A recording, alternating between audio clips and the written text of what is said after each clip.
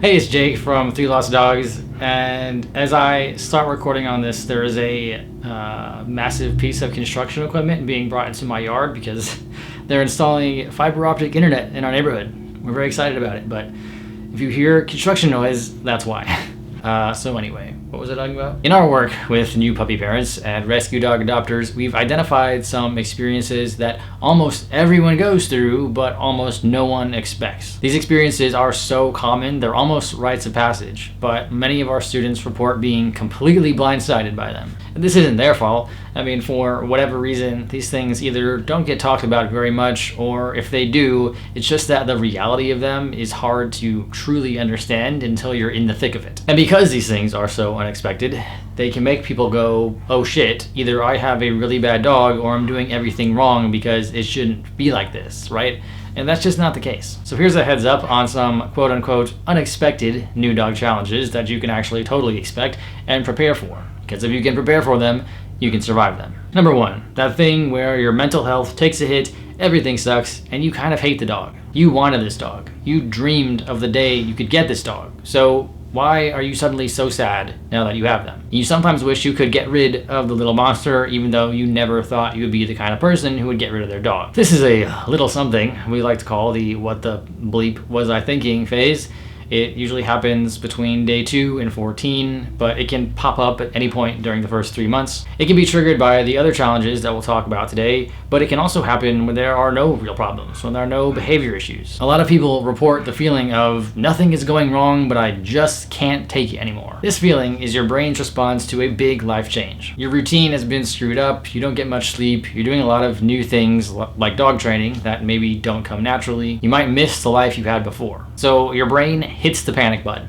I've made a terrible mistake, abort mission. We have another video specifically about this phase, which I will link to. Number 2, you're a prisoner in your home because the puppy screams when you leave them alone. They want to follow you everywhere. When you go to the bathroom, they freak out. You put them in their crate, they freak out. God forbid you ever try to leave the house. You have no idea how you're supposed to shower, cook, work, or hear yourself think ever again. When new puppy parents join our online academy, this is usually the first thing they ask for help with.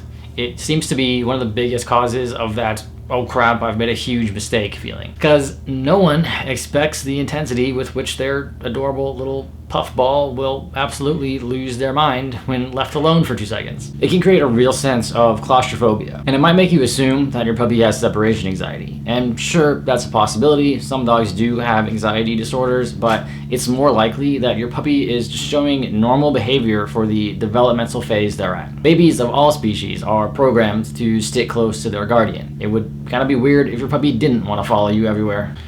You digging? I'm trying to film.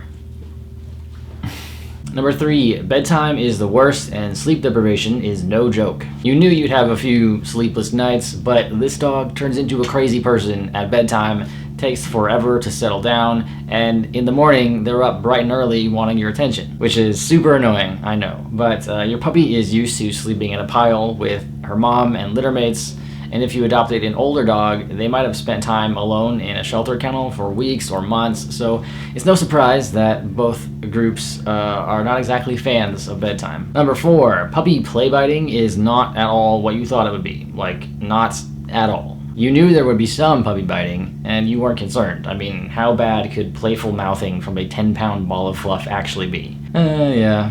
Famous last words. Because now you found yourself with a demon who latches on with their needle-sharp teeth so hard it can leave marks or draw blood. They chase you and your children down to bite at your ankles, your shoes, your clothes, even your hair. You pet them, they bite. You try to pick them up, they bite. You put their harness on, they bite. This is another one of those things where the intensity of normal can really catch people off guard. Because biting is a normal developmental phase. Drinking game. Take a shot every time Jake says normal developmental phase. The same way that human babies like to grab at everything and try to stick their fingers in electrical outlets because, you know, they have to learn how to use these complex tools they were born with. I mean, dogs have deadly weapons in their mouths. They have to bite. They have to practice their bite skills so they can learn how to control the force of their bite so that a couple years from now, when Sparky is no longer a tiny puppy and a toddler steps on her tail, for instance, and she whips around to bite the thing that is causing her pain, she bites gently with no force instead of sending that kid to the ER. And sure, there are things you can do to make this phase less awful. We teach a bunch of ways in our program. You don't just have to live your life with red welts all over your arms. But other than that, just keep in mind that this is a normal part of puppyhood. I don't know about you, but I almost never have the urge to stick my fingers in outlets anymore. My parents are very proud. Do you all mind? Number 5, taking your puppy outside is a nightmare because they try to eat every bit of random shit they find. Sometimes literal shit. When we adopted our puppy Flower, on her very first walk ever, she found a full poop bag on the side of the road and ate it. It was horrific. When we asked this question on our Instagram, these are some of the responses we received. I mean, man, it's a good thing they're cute, isn't it? So you might be watching your puppy frantically trying to eat every rock and leaf and piece of trash in their path and think, oh, okay, I'm just never gonna be able to take this dog on a walk ever in their life. But again, continuing from our last point, this is a normal part of puppy development. Picking things up with their mouth is how they explore the world. And yeah, there are lots of adult dogs that continue to try to eat road snacks, as we affectionately refer to them. But the intensity of this behavior really decreases with age. Number 6, you've successfully potty trained your dog, or so you thought. I think most of us expect there to be a few accidents here and there, but many people don't realize how long they'll have to be working on this for. People often tell us that they house trained their puppy in like a week, but then later on, the puppy started having accidents again. The truth is that a week is a fantastic start, but it is just the start. Because house training is all about habit formation, right?